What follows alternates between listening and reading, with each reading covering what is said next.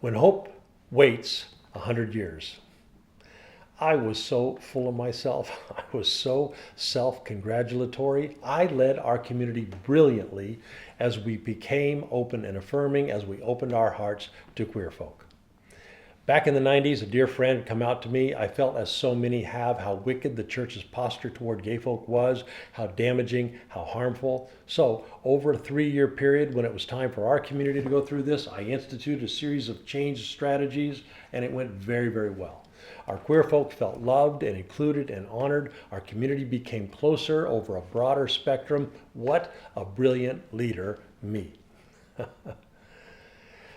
And then I had coffee with an older minister in town, and he told me a story about another minister in town who was here 20 years before me.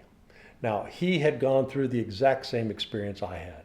A friend came out to him. He saw how damaging the church's posture has been. He had the same experience, instituted the same strategies, but his was a very different experience. He was fired.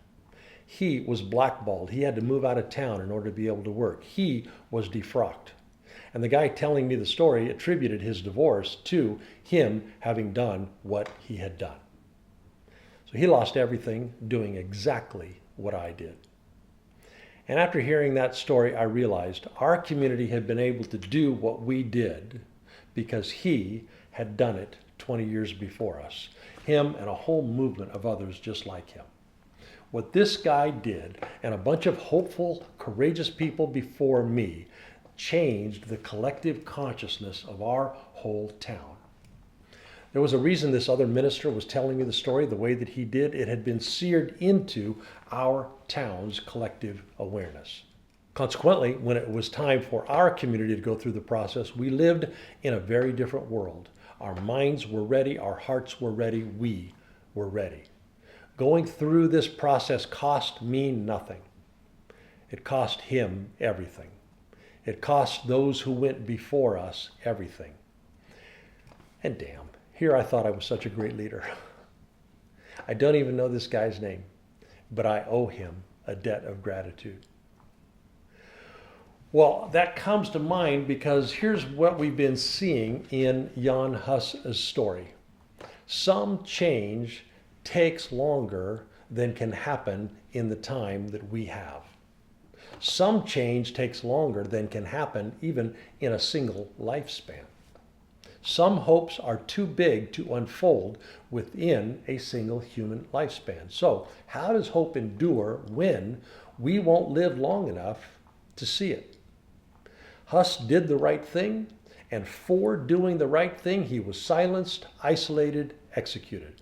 And for 100 years, it looked like job well done.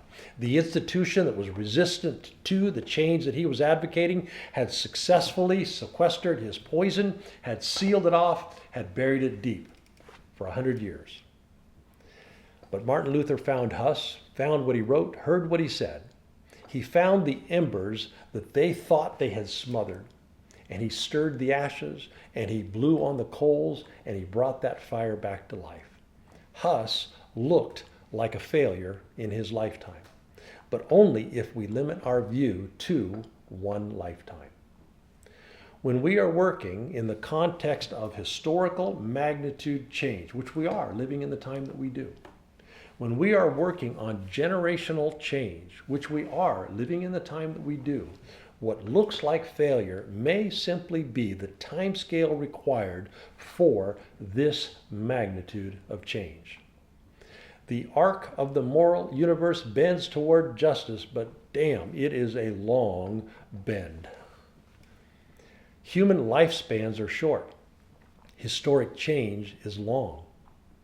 Human lifespans are short.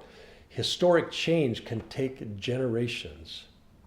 Institutions resist change for decades, for centuries. So, how do we, living these tiny little lifespans that we do, how do we hold on to hope and participate in change when that will take longer than we get to be alive? How do we do that? Especially when there's very real suffering going on right here and right now. So it's a very practical question. This is not theoretically. How do we do that? How do we remain steadfast and faithful when transformation takes longer than we have? Well, that's why in the last episode I emphasized it is not optional for us living in the context we do to not transcend the ego self. That is the only way to remain steadfast through time spans that outlive us. Ego self-hope needs visible results, needs recognition of effort, needs the win. Deeper self-hope is rooted in love for truth and goodness and beauty, and is not dependent upon what happens during one lifespan. Consequently, only the deeper self can sustain hope when hope waits 100 years. 100-year hope endures, keeps moving forward, steadfastly, faithfully, even when there is not evident success. That kind of hope can plant trees we'll never sit under. That kind of hope is the fountainhead of faithfulness and patience and steadfastness and sustained courage. I heard an obscure proverb when I was young, so obscure it's maybe not even a proverb, but it's come back to me so many times now, it's a proverb for me. Here it is.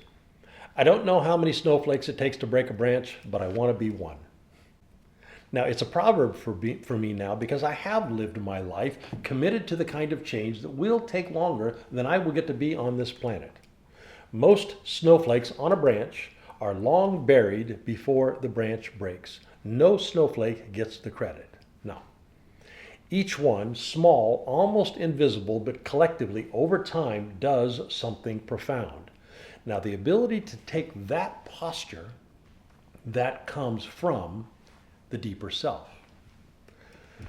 Okay, let's talk a moment about a related word, the word legacy.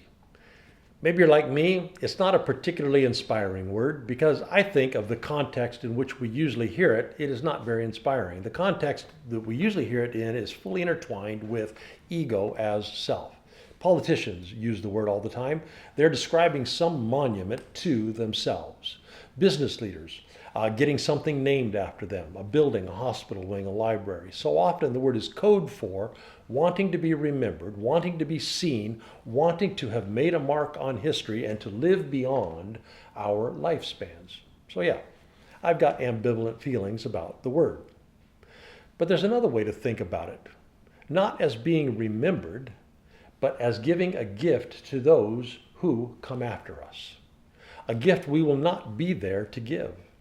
A gift those who receive it will not know came from us. It is the gift that we give when we live a steadfast life, sustained commitment to what is true and good and beautiful, even when the room turns hostile. The gift of sustained commitment to what is good that can absorb reaction without retaliating, that can stay rooted even when falsely accused.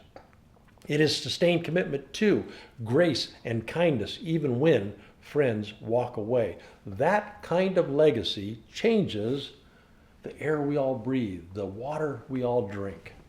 That kind of legacy gives truth to the future and moral imagination to the future, gives language and practice and norms that help some seismic change unfold in history.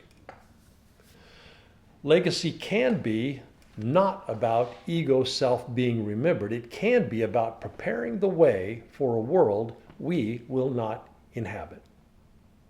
The time into which I was born, I was the recipient of a great deal of that kind of legacy. Many before me laid down a pathway that I was able to follow. I don't know most of those people. I just absorbed what they put into the world. And in our dark time, we can be those legacy givers now. That minister whose name I don't even know, and the many more I also don't know, I live in the wake of their courage. I live in the wake of their love and hope, and that is legacy. Jan Hus's contribution was not wasted. His hope was not wasted. His gift just took some time to impact the world. The change required in the moment that we live in is not single lifespan kind of change. Consequently, giving ourselves in service to a deeper truth and doing it day after day, not seeing results, often feeling like failure, we may in fact be foundation laying, cultivating, sowing, tending. Steadfast lives can give the gift of courage to someone whose lifespan comes long after ours. When hope waits 100 years, it is not idle. It is often working underground. So we can live that way. Be that kind of legacy giver. All right, next, the last episode in the series, What Jan Hus Asks of Us Now. If you want to get notified when that goes live, go ahead, subscribe.